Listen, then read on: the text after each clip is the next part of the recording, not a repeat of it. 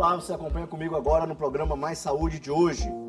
O setor médico da Assembleia faz balanço dos atendimentos e dos serviços que fortalecem o bem-estar de quem atua no Parlamento Estadual. No quadro Vacina Sim, veja os locais dos postos de saúde para a aplicação da vacina contra meningite, Covid, tetravalente, BCG e tétano. O governo do estado fala dos investimentos, avanços e procedimentos inéditos que marcaram a saúde pública do Maranhão em 2025. No quadro Fala Doutor desta semana, o assunto é atividade física para uma vida mais saudável. E mais, estoques de sangue no Hemomar continuam em baixa e precisam de mais doadores. E a campanha Janeiro Branco de conscientização por uma saúde mental. Vamos falar deste assunto tanto em uma reportagem, como também uma entrevista aqui no estúdio, daqui a pouco, com a psicóloga Letícia Araújo. Eu sou Ismael Gama e o programa Mais Saúde está no ar.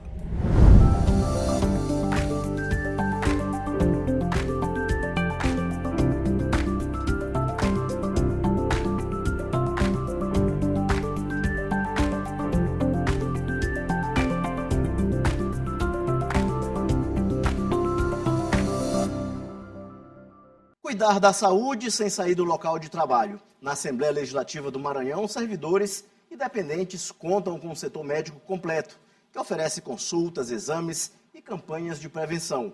Um balanço dos atendimentos e dos serviços que fortalecem o bem-estar de quem atua no Parlamento Estadual.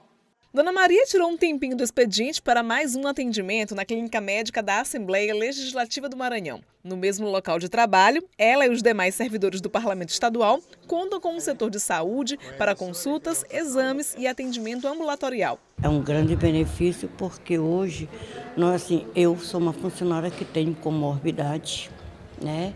E na semana passada, inclusive, passei mal, fui socorrida na mesma hora. E eu acho que hoje qualquer nosso problema aqui, além da medicação que eles fornecem, nós temos um excelente atendimento. O Centro Médico Kleber Carvalho Branco está instalado no Palácio Manuel Beckmann, na sede da Assembleia Legislativa. Um serviço de saúde também para os dependentes de servidores da casa, com diversas especialidades e exames. O atendimento foi expandido na gestão da presidente Iracema Vale, sendo um braço da saúde pública do estado. Durante todo este ano, o setor de saúde também promoveu campanhas de prevenção, seguindo o calendário nacional. Nós seguimos tanto em abril a campanha de vacinação, quanto em junho, né? E logo depois veio o Setembro Amarelo, que é a conscientização em relação ao suicídio, né? E depois veio a campanha de Outubro Rosa e depois veio a campanha do Novembro Azul. E assim a gente segue. Ano que vem nós já temos toda a programação para os principais problemas que a gente tem aqui no Maranhão. Na clínica, Dona Maria, que sofre de diabetes, faz acompanhamento com diversas especialidades, mas tem também à disposição atendimentos nas áreas de clínico geral, ortopedia, psicologia, nutrição, ginecologia, odontologia, entre outros. Um atendimento completo com foco no bem-estar dos servidores da Assembleia Legislativa. Todos os especialistas que eu tenho comorbidade e os que eu não tenho, né? Que eu faço grande ganho para todos os funcionários, realmente. A Secretaria Municipal de Saúde divulga às unidades de saúde que as vacinas contra meningite, Covid, tetravalente, BCG e tétano estão disponíveis. Acompanhe no quadro Vacina Sim.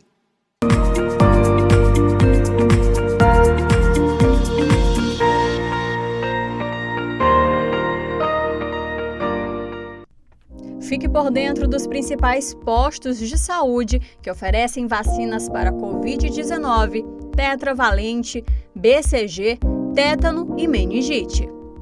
No posto de saúde, Unidade de Saúde da Família Pirapora, endereço Avenida Santos Dumont, quadra D, sem número, no Tirirical. Centro de Saúde da Liberdade, na Rua Machado de Assis, sem número, no bairro da Liberdade. Centro de Saúde Dr. José Ribamar Frazão Correia.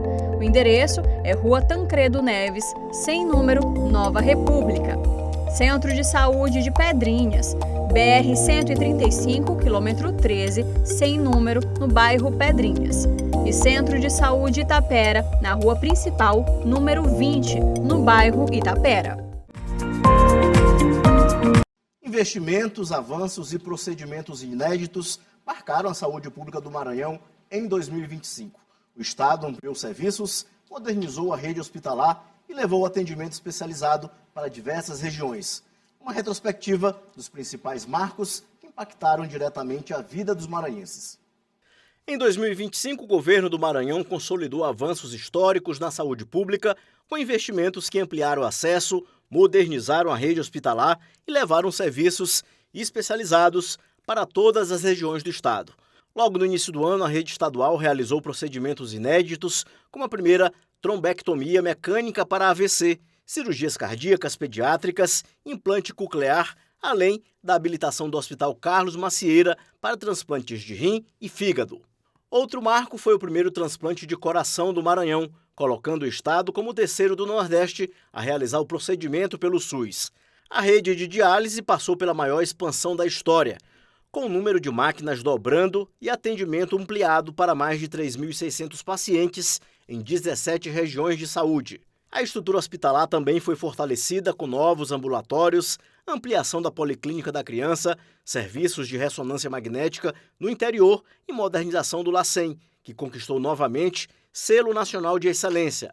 Programas estratégicos avançaram, como o AVC, Cada Segundo Importa, o Salva Coração, o Saúde na Escola e o Planifica Maranhão.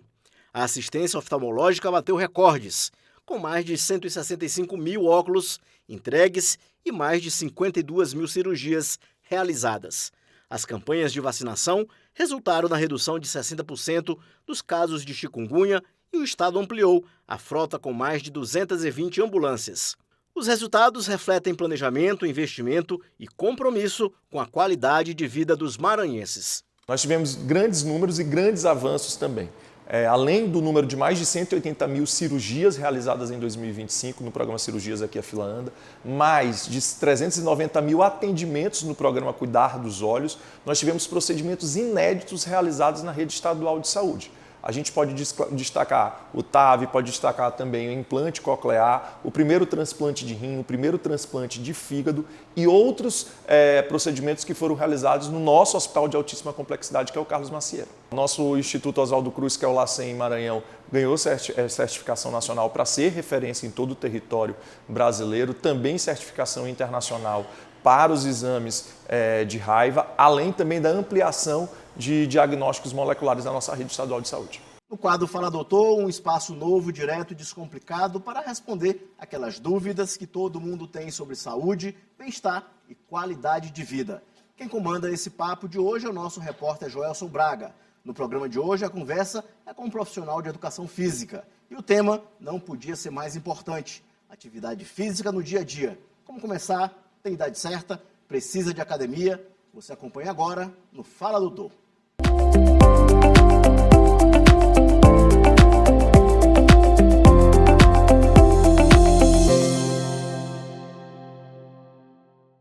Na vida moderna, o sedentarismo tem um alto fator de risco na vida das pessoas. E para a gente se afastar desse sedentarismo, o ideal é a prática da educação física regular. Aqui ao meu lado, o Maurício, que é educador físico, vai detalhar para a gente qual a importância, Maurício, da atividade física regular na construção de uma saúde, uma qualidade de vida das pessoas. A importância, né, é como se a gente estivesse fazendo uma poupança lá para a nossa velhice, né? O ganho de massa magra, o músculo, ele é contínuo e duradouro. É uma coisa que a gente vai construindo durante os anos de vida, né? O ganho de massa magra, ele te ajuda a ter fortalecimento muscular, ele te ajuda a deixar a tua condição óssea mais firme, ou seja, a maioria dos idosos que tem a lesão no fêmur, né, é porque quebrou e ele caiu, não porque caiu e ele quebrou o fêmur, né, porque o fêmur ele não foi forte o suficiente com o passar do tempo, com a musculatura não ficou tão forte e por isso ela teve essa quebra do fêmur e aí perde qualidade de vida, fica numa cadeira de roda, fica inválido. Sempre precisar de outra pessoa para fazer as coisas básicas do dia a dia, né? E aí fica limitado. E aí acaba às vezes se entregando para a doença e morrendo mais cedo, né? Maurício, mas também tem atividade física específica para cada. Você falou de idosos, né?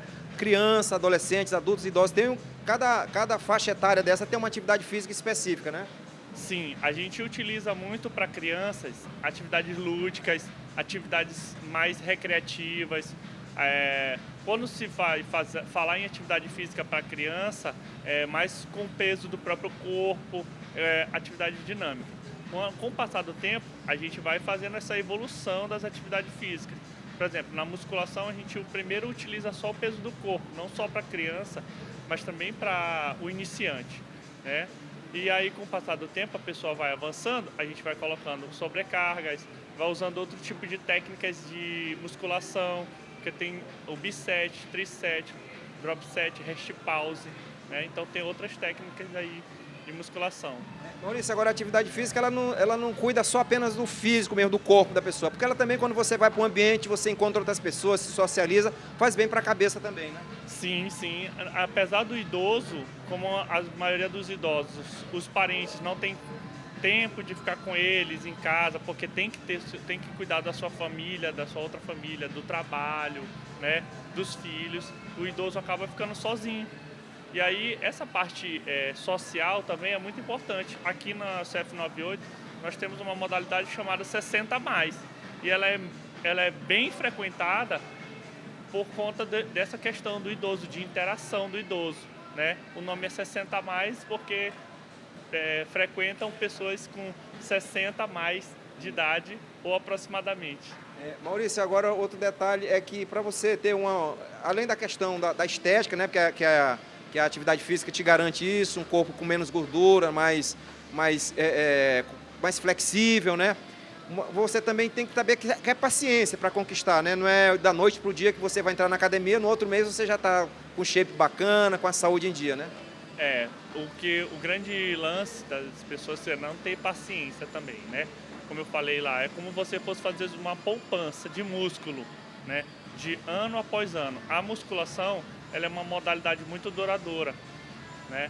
Você começa, mas sem tempo para terminar, sem pressa de querer chegar naquele objetivo mais rápido. Por isso eu acho que o aumento do uso de recursos ergogênicos no Brasil aumentou muito por conta dessa ânsia. Hoje em dia as pessoas querem tudo para ontem, por conta da tecnologia, né? Por conta da internet, tá tudo muito rápido. Então eles querem tudo para ontem, eles não têm paciência de dia após dia, todo dia você tem que vir, tem que tirar uma horinha do seu tempo para fazer atividade física, né? A gente chama de atividade física regular, né? Então todo santo dia você tem que acordar cedo, dependendo do horário. Às vezes a pessoa tem que fazer depois do horário de trabalho, que a pessoa já chega aqui já desgastado, já no dia a dia todo, mas mesmo assim tem que vir, tem que saber que aquilo é importante, não para hoje, lá para frente. O de hoje você vai ter como bônus, a estética ela vem como bônus, né? O corpo bem detalhado, bem magrinho, bem cheio de músculo firme, isso vem como bônus, né? O principal é você saber que você vai ter que fazer isso durante anos para ter uma velhice saudável. As pessoas hoje também, na pressa, né, que hoje tudo é acelerado, o tempo, né? As pessoas vão atrás de medicamentos, às vezes de anabolizantes, aí correm o risco de ter, quando eles vêm na academia de buscar corrigir um problema de saúde, eles agravam com outro problema, né, tomando esse tipo de substância. Sim, aí por isso a importância de você fazer os exames médicos, né, anualmente, para saber como é que está a sua condição cardiorrespiratória, como é que está o teu coração, porque às vezes a pessoa já tem problema cardíaco, tomando tipo pré-treino, tomando algum ergogênico, pode agravar mais ainda o seu problema, né? Então é importante você saber como é que está seu corpo, né? Fazendo exames periódicos, né? E assim você vai fazendo uso de alguma substância se necessário, né? Se não, ninguém é atleta, se você for manter só uma vida saudável de atividade física, basta você fazer uma reeducação alimentar, comer uma comida mais saudável, né? Tirando um pouco o uso de açúcar, porque a gente já está mais comprovado que nessa geração o açúcar é um vilão, né? Então, às vezes ninguém é atleta. Se você não é atleta, você não precisa fazer uso de qualquer outro ergogênico. Maurício, a gente está vendo aí em todos os locais aqui, em todo o país, um boom da corrida, né? Todo mundo agora corre, ainda mais que agora tem cheio de fotógrafos para fazer aquele registro, né? As pessoas às vezes não procuram um médico, não procuram um equipamento adequado, um tênis adequado, uma roupa adequada para fazer essa prática da corrida, né? Tem que ficar atento também que não é só calçar um tênis e sair correndo não, né? Esse crescimento exponencial da corrida, ele é bom por um lado, né? Porque é mais gente fazendo atividade física, é mais gente procurando uma atividade física que goste ou procurando uma atividade física em grupo. Isso é bom por um lado, mas você tem que ter o cuidado de procurar uma assessoria esportiva se você tiver uma condiçãozinha melhor. Você tem que ter cuidado de procurar um equipamento bom, um tênis bom, né? Não é só chegar, calçar um tênis e sair correndo. Você tem que seguir todo um cronograma, toda uma planilha de treino. Já chegou pessoas se reclamando para mim de dor no quadril, dor no joelho, dor no tornozelo, canelite, tá demais. Por quê? Porque acaba exagerando, acha que o teu corpo não tem um limite. Você pode simplesmente chegar e correr todo santo dia. Não, você tem que ter um cronograma de evolução de treino, porque a corrida ela é um treino e acaba sendo que você pode exagerar demais. Você correr 2, 3 quilômetros, mas se você correr todo santo dia, vai botar na ponta do lápis quantos quilômetros não vai dar no final do mês. Vai estar um volume muito grande, dependendo da idade da pessoa e da condição física da pessoa, né?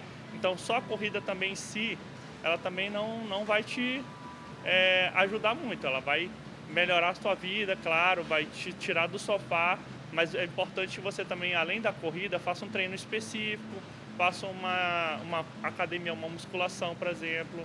Aqui no CF98 nós temos um treino específico só para corrida. Maurício, só para encerrar, paciência, né, persistência e pensar nisso, né, que a atividade física não é só para aquele momento ali, é para a vida toda, né? Como você falou, é uma poupança que lá no futuro você vai colher os frutos de que você está fazendo hoje para o seu bem-estar, né? Isso, e você tem que achar uma atividade física que você goste, né? A gente não faz nada obrigado, porque se você não sentir prazer na atividade física, você não vai demorar muito tempo ali, você não vai se sentir bem. Então é importante você procurar uma atividade física que você goste.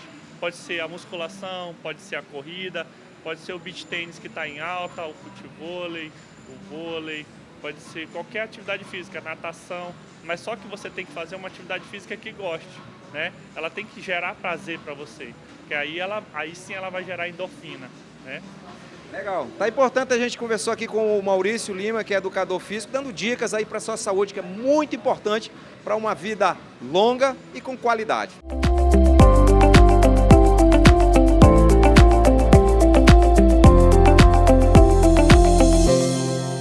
Acompanhe no próximo bloco uma entrevista com a psicóloga Letícia Araújo. Ela vai falar sobre Janeiro Branco, campanha de conscientização por uma saúde mental. É só um instante.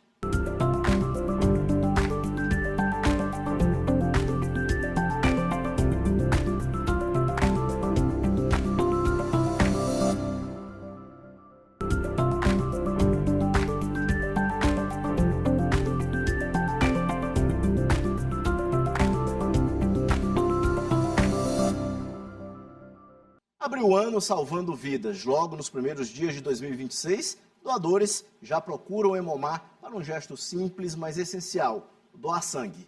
O problema é que os estoques continuam em baixa, justamente num período em que as doações costumam cair.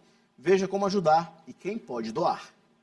Dona Sâmia veio bem cedinho doar sangue, logo na primeira segunda-feira do ano, para abrir 2026 com um gesto tão nobre. Eu me sinto feliz em saber que eu estou podendo contribuir a salvar uma ou várias vidas, né? Eu me sinto muito feliz. Eu sei que é muito importante também fazer esse ato de amor. Ela não sabe para quem vai a doação, mas a bolsa de sangue de Dona Sâmia vai ajudar a salvar até 4 vidas. Parece muito, né? Não é não. O estoque do Hemocentro, localizado no bairro Jordoa, em São Luís, continua em baixa. Em média, cai de 30% a 50%. Né? Então, é necessário que os doadores eles compareçam no Hemomar, eles venham fazer essa doação antes de se programarem para viajar, né? Para comemorar suas festividades, suas férias. Então, se eles vierem aqui, fizerem a sua doação e viajarem, tudo vai ficar bem, tanto para a gente quanto para os pacientes que estão precisando do sangue. Cadeiras vazias no Hemocentro significa que faltam doadores. Nesse comecinho de ano, diminui aqui a doação de sangue, em torno de 30%. Mas a demanda por bolsas continua nos hospitais, o que deve aumentar no mês que vem com o Carnaval, que é um desafio para o Hemocentro conscientizar e mobilizar a população sobre a importância da doação de sangue. A doação de sangue pode ser imediata. Basta ir até um dos hemocentros ou mediante agendamento. Pode doar sangue qualquer pessoa que esteja saudável, com boa alimentação, tenha entre 13 e 69 anos, pese acima de 50 quilos e não tenha consumido bebida alcoólica nas últimas 12 horas. Neto é doador voluntário há mais de 20 anos. Desta vez, veio doar sangue para um amigo. Vai ajudar a salvar a vida de alguém especial. Às vezes a pessoa vai para uma cirurgia simples, de repente complica. É o caso do meu doador aqui, que ele foi para uma cirurgia simples, no entanto piorou, né, e está precisando de muita bolsa. E aí a época de janeiro, muita gente está viajando de férias, não faz doação. E é importante que façam, né? A gente não sabe o dia de amanhã. O ano começa com um alerta importante: cuidar da saúde mental. Janeiro Branco chama a atenção para o bem-estar emocional e para a importância de desacelerar, reorganizar a vida e fortalecer relações. Em 2026, a campanha traz como tema paz, equilíbrio e saúde mental, um convite ao cuidado coletivo. O ano começou e com ele uma campanha super importante, o Janeiro Branco, que desperta sobre a importância com a saúde mental e o bem-estar emocional, como explica este psicólogo. Como nós estamos no começo do ano, reescrevendo a história, todo mundo pensando em metas, maneiras de rever e recontar a sua história da vida, aproveitarem para falar sobre um assunto tão importante que é a saúde mental, né? Que é de cuidar da própria saúde, de pensar de uma maneira muito mais ampla sobre a vida, de pensar sobre o estresse, pensar sobre o trabalho, pensar sobre as relações, sobre as frustrações, sobre as emoções. Então a campanha, ela visa ilustrar o quão importante a gente olhar para a gente. Neste ano, a campanha faz um alerta: cuidar da mente deve ser um compromisso coletivo. O tema de 2026 é paz, equilíbrio, saúde emocional, o que aponta para a necessidade de desacelerar, reorganizar a vida e fortalecer as relações humanas. Essa expectativa que a gente tem de que nós vamos viver uma vida plena, da qual ou um profissional de saúde mental possa me trazer uma fórmula para viver bem a vida inteira, isso não existe. A ideia de falar sobre saúde mental é inclusive aceitar as frustrações também, que às vezes as metas ou então os objetivos que a gente traça, eles não vão ser cumpridos e está tudo bem. A ideia é a gente também lidar com isso na proposta da campanha, de fazer com que as pessoas também sejam, elas possam de uma certa maneira até se respeitar. O psicólogo orienta ainda que as pessoas consigam lidar com as frustrações do ano que se passou e com as expectativas do ano que está apenas começando. Janeiro deve ser o pontapé para uma vida com a mente saudável. Buscar ajuda para tentar se entender, se compreender, pelo menos administrar suas emoções, compreender como lidar com a sociedade, com as pessoas, é muito importante. Buscar ajuda de um psicólogo, buscar ajuda de um psiquiatra, porque não precisamos buscar ajuda de um profissional só quando a gente está em risco. A gente pode buscar ajuda também para prevenir, para entender quem somos, para entender o que passamos, né, o que vivemos, quanto é importante a gente pensar em nós mesmos. No programa de hoje, a nossa entrevista continua com esse assunto da reportagem Janeiro Branco, campanha por uma saúde mental. Quem está aqui no estúdio para conversar sobre esse assunto é a psicóloga Letícia Araújo.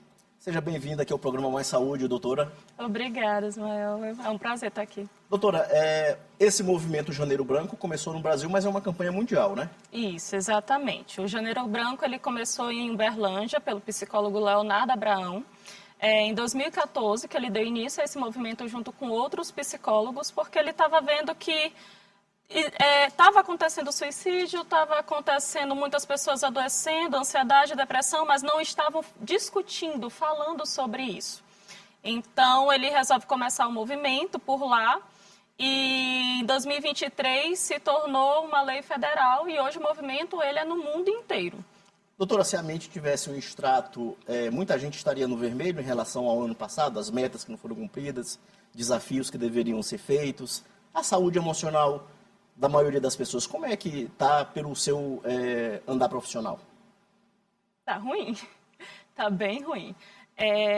Mas pelo menos hoje a gente fala mais sobre isso. Então, assim, virou Já foi um tabu, né? Isso, já foi um tabu, mas ainda existe muito um estigma, ainda tem um preconceito em falar sobre isso, ainda falam que depressão é frescura, ansiedade é frescura, que trabalho é que passa. Então, tu tá falando isso porque você não tem gente pior do que você. Então, a gente minimaliza muito o sofrimento mental. Por exemplo, em 2023 foi tido como lei, mas o Brasil hoje ele é considerado um dos países mais ansiosos do mundo. Em 2024, foram mais de 470 mil pessoas afastadas no trabalho por conta de ansiedade. E nesse caso, a gente, vendo os números das pesquisas, 1 em 3 pessoas vão adoecer no futuro. E só 1 em cada 5 pessoas que vai pedir ajuda.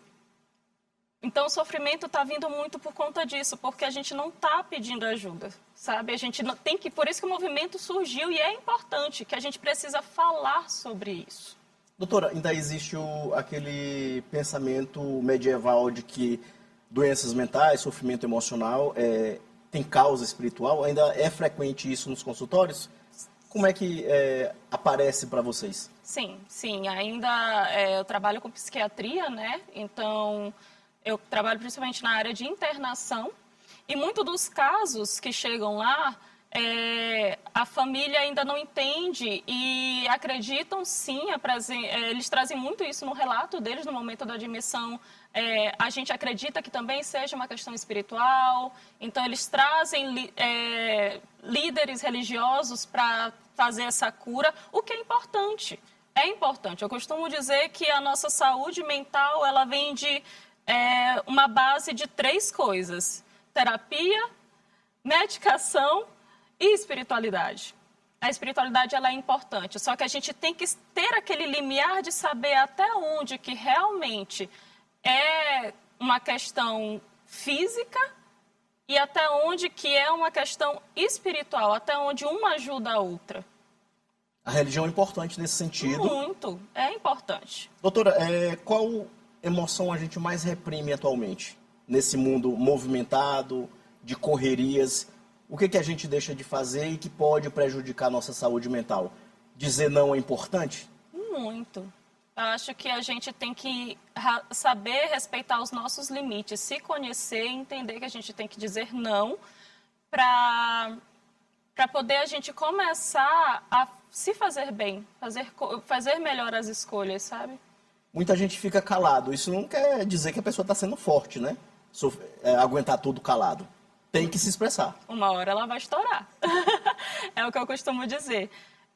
A gente precisa falar dos nossos sentimentos, falar das nossas emoções, o que estamos sentindo. E o movimento do Janeiro Branco vem muito sobre isso.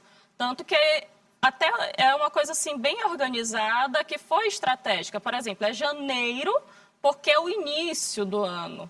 Todo mundo está planejando tudo, mas ninguém está planejando sua saúde mental. Ninguém quer falar sobre isso. Faz o check-up geral e esquece da cabeça. Então, vamos planejar as férias do ano, as metas de trabalho, tudo, mas ninguém planeja como é que está essa saúde mental. E branco, porque é uma folha em branco para recomeçar. Então, essa é a intenção da gente falar mais sobre o que estamos sentindo e saber também acolher o outro, ouvir o outro. Doutora, relações podem adoecer as pessoas, sejam elas amorosas, de amizades? É possível? Sim, as relações quase sempre. Eu costumo dizer que a gente sempre vai ter trauma. Não tem a criança, eu sou mãe, eu digo assim, não vou conseguir livrar minha filha dos traumas, porque faz parte da nossa vida. Mas o que eu puder fazer para diminuir, eu vou fazer. Então, relações adoecem, até mesmo porque todos nós estamos adoecidos. Então, passa um para o outro. Por isso que você cuidar de você, você está cuidando do outro também. Você está cuidando da sociedade também. Doutora, em relação a o ponto de alerta, né, o sinal de alerta para perceber que a saúde mental em janeiro não está legal e que é preciso buscar ajuda? O que você indicaria perceber nesse momento? No caso, perceber no geral? No geral. No geral? A pessoa tem um comportamento assim, em janeiro ficou assim assado, muita coisa acumulada dos anos anteriores e principalmente do ano anterior. Qual é o alerta principal para essa pessoa não adoecer durante o ano todo? Se perceber. A gente tem que entender que tanto a questão física como mental, elas estão associadas. Esses sintomas, eles vão começar a ficar agudos. Eles vão apresentar no seu corpo. Ou você vai ficar com tremores, ou você vai ficar mais agitado. O corpo fala, né, doutora? O corpo vai falar, ele vai gritar. Mas essa é a questão. Ele já está gritando há muito tempo. Só que a gente só busca ajuda quando a gente já está nas últimas. Esse é o problema, é uma coisa cultural do brasileiro. A gente só vai buscar ajuda quando a gente já está totalmente quebrado. Doutora, dizer não é egoísmo ou é autocuidado? Autocuidado. Dizer não é autocuidado. E de que forma isso ajuda na saúde mental? Ajuda em você colocar limite naquilo que você vai se sentir confortável para fazer. Então, é autocuidado sim, é se preservar, é prevenção. Doutora, quase todo mundo tem sua rede de apoio. O que essa rede de apoio representa para manter a qualidade de saúde mental de quem está por perto? A rede de apoio ela vai ser importante porque quando você está num sofrimento, seja o psíquico, físico, você vai precisar de pessoas que te compreendam, que possam te ajudar naquele dia a dia, que possam te ajudar no andar da carruagem, sabe? Então, essa rede de apoio tem que ser uma rede de apoio que compreenda e aceite o seu adoecimento. Então, isso é importante. É importante a gente trabalhar com uma psicoeducação, não só desse paciente, para psicoeducá-lo, falar sobre o que ele está sentindo, fazer com que ele tenha esse autoconhecimento, se compreenda e tenha autonomia para se cuidar, mas essa família que provavelmente está adoecida, porque vira uma simbiose, um adoece o outro, essa família, essa rede de apoio, esses amigos também precisam ser psicoeducados. Eles também têm que compreender o que está acontecendo para saber lidar com aquilo, até mesmo porque vai conviver, vão conviver. Doutora, eu já tive acompanhando pessoas em urgência e emergência de hospitais aqui em São Luís e com sinais, batimentos acelerados, né? Foram feitos todos os exames e não foi diagnosticado nenhum problema cardíaco naquela situação, né? Foi indicado acompanhamento com psiquiatra e foi diagnosticado ansiedade.